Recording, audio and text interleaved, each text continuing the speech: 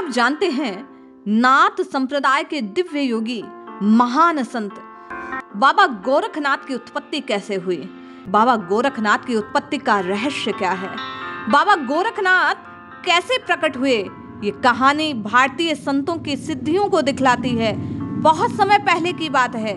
बाबा मत्स्येंद्रनाथ नाम के एक संत, दिव्य संत, प्रसिद्ध और महान योगी बाबा मत्स्येंद्रनाथ ने नाथ संप्रदाय की स्थापना की और भ्रमण करते हुए बाबा गोदावरी नदी के तट पर बसे चंद्रगिरी नगर में आ पहुंचे।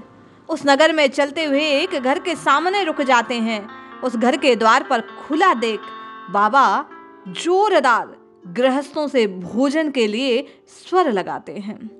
बाबा के स्वर को सुनकर एक महिला अंदर से बाहर आती है, बाबा को देखती है, प्रणाम करती है और भोजन लाने के लिए पुनः अंदर चली जाती है। जब वह महिला भोजन लेकर आती है तो बाबा देखते हैं मुख पर प्रसन्नता नहीं। उसने आकर बाबा के पात्र में भोजन रख दिया। उसके मुख की उदासी को देख बाबा उसके दुखों का कारण तो जान गए थे, सिद्ध संत थे, परंतु महिला के मुख से ही उसकी इच्छा जानना चाहते थे। बाबा ने पूछा, क्या बात है बेटी, इतना उदास क्यों हो? वह अश्रुपूरित नेत्रों से कहने लगी, बाबा मैं निसंतान हूँ। बाबा ने तत्काल उसको विभूति देते हुए कहा कि देवी ये खा लेना, निसंदेह आपके घर में पुत्र पैदा होगा। ऐसा कहकर बाबा चले गए।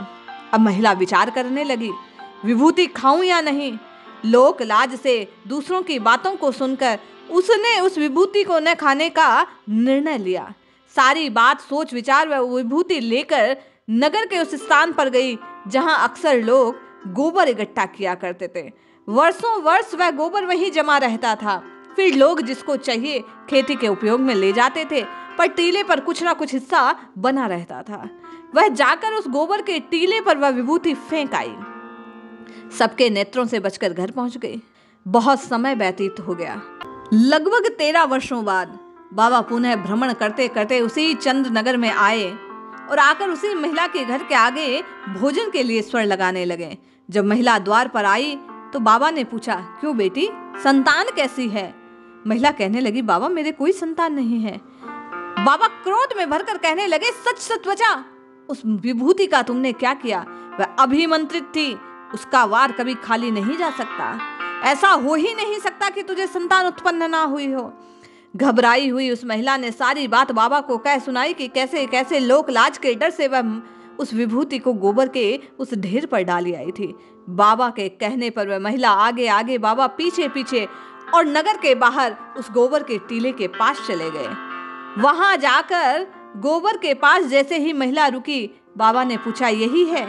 वह कहने लगी, हाँ बाबा यही है, वर्षों से जमा हुआ। महिला बाबा को गोबर के टीले की ओर दिखाती है। बाबा जोरदार स्वर लगाते हैं, अलख निरंजन। बाबा के स्वर लगाने के कुछ समय बाद गोबर के टीले से एक बालक निकलता है, लगभग 12 वर्ष की जिसकी उम्र है।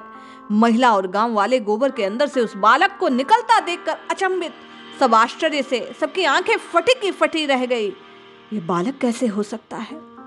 जब बाबा उस बालक को लेकर चलने लगे तो महिला बाबा से माफी मांगने लगती है और पैरों में गिरकर उस बालक का अधिकार चाहती है। बाबा कहते हैं, नहीं, अब तक इस बालक का अधिकार तुम्हारे पास था, लेकिन तुमने इसकी कद्र ना की, तुमने तो यहाँ डाल दिया, तुम चाहती नहीं थी। अब इसकी शिक्षा दीक्षा पालन पोषण मैं स्वयं करूंगा। 12 वर्ष तक गोबर में यह बालक बैठा रहा, इसलिए आज से इसका नाम गोरक्ष है। ये बालक बड़े होकर बाबा गोरक्षनाथ, बाबा गोरखनाथ के नाम से प्रसिद्ध हुए। बाबा गोरखनाथ ने योग की महान महान संरचनाओं का प्रादुर्भाव किया और भक्तों के जीवन में काम आने वाले महनीय सूत्रों को प्रदान किया।